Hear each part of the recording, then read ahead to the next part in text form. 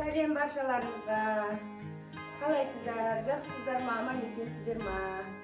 Біз бүгін үйімізге қонақ шақырып жатырмыз. Соған міндетті түрде біз әр қонаққа етімізді асып дайындап отырамыз. Сол ет асу әдісімізбен сіздермен бөліспекшіміз. Міне бүгін біз келініміз екеуміз жасап жатырмыз. Мынандай бір кішкентай бөбегіміз бар. Осыларды осылай көтеріп жүріп, дастархан жасап үлгереміз бәріне. Қараңыздар, бізбен бірге болыңыздар.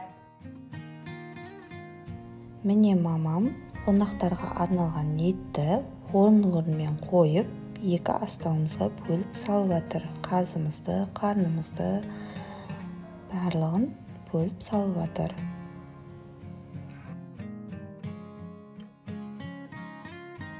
Міне қонақтарға арналған біздің үйдің бешбармағы дайын. Бізбен болғандарыңызға рахмет. Сіздерге ас болсын.